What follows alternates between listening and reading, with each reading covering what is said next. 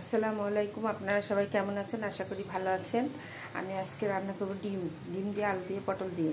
প্রথমে আমি কড়াইয়ে তেল দিয়ে নিচ্ছি ডিমটা ভাজার জন্য।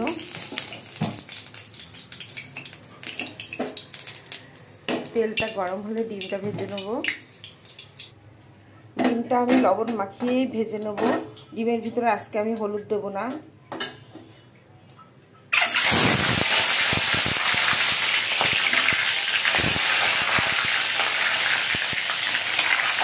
ডিমটা একটু ভালোভাবে ভেজে নেব।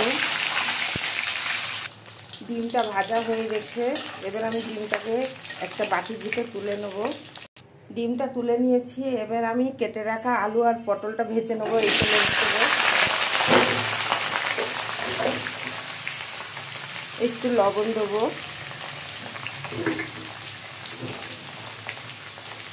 একটু হলুদের গুঁড়া দেবো। পটলটা ভালোভাবে ভেজে নেব।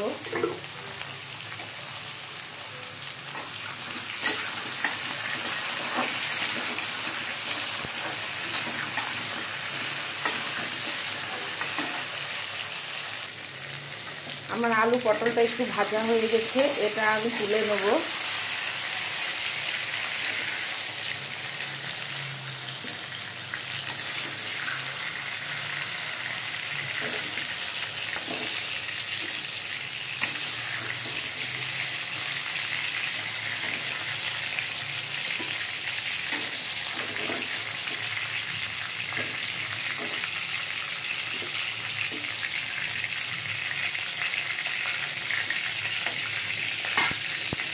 এই তেলের ভিতরে আমি কাঁচামরিচ কাটা, পেঁয়াজ কাটাটা দিয়ে দেবো।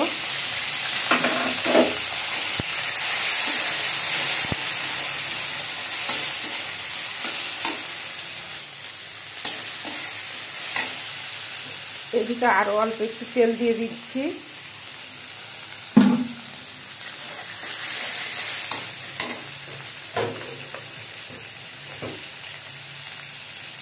হাতের আন্দাজে পরিমাণ মতো লবণ দিয়ে নিচ্ছি।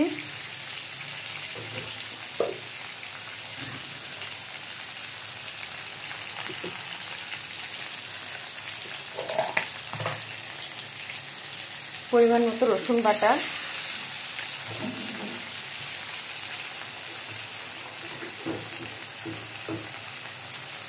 হলুদ দিয়ে ডিম পটল আলুটা ভেজেছি, তাই একটু হলুদের গুঁড়োটা অল্পই দেবো পরিমাণ মতো।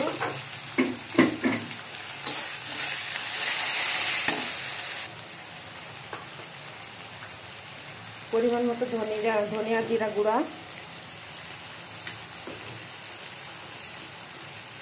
পরিমাণ মতো গরম মশলা গুঁড়া, পরিমাণ মতো লাল মরিচের গুঁড়া,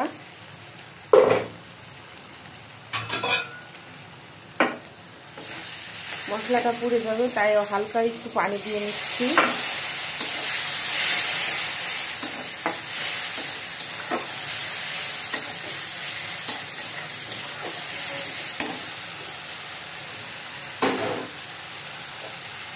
ভেজে রাখা পটল আলু আর ডিমটা দিয়ে নিচ্ছি কষানোর জন্য।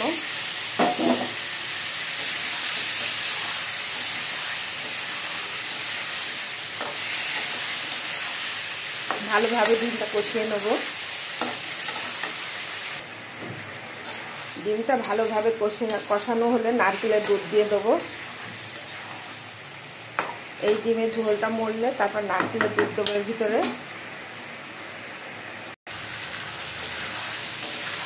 ডিমের ঝোলটা মরে গেছে, তরকারিটা ভালোভাবে কষানো হয়ে গেছে। এবার আমি নারকেলের দুধ রেখেছি ওটা দিয়ে দেবো।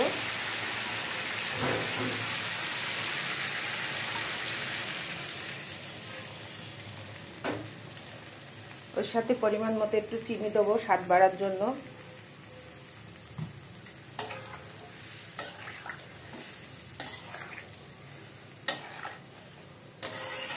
এই ঝোলটা যখন মরে যাবে তখন ডিমের তরকারিটা নামিয়ে ফেলবো। ডিমের তরকারিটা সাদা ভাত বা পোলাওয়ের সাথে খেতে অনেক স্বাদ লাগে। আপনারা আমার মতো করে বাসায় রান্না করে খেয়ে দেখবেন। এবারে একটু গা ঘি দিয়ে নিয়েছি অল্প করে।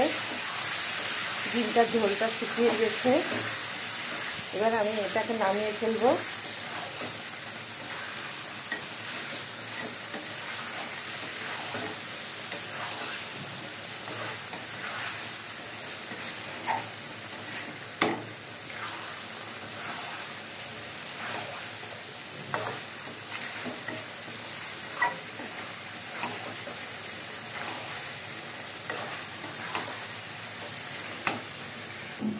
ভেজে রাখা গরম মশলা গুঁড়ো ছিল, একটু ছিটিয়ে দিলাম। ডিমের তরকারিটা হয়ে গেছে, একটা বাটিতে ঢেলে নেব। হয়ে গেছে আমার ডিম রান্না। আমার ডিম রান্না যদি ভালো লাগে আপনারা বাসায় রান্না করে খাবেন। আখির রান্নাঘর পেজটা ফলো করবেন, লাইক কমেন্ট শেয়ার করবেন। আল্লাহ হাফেজ।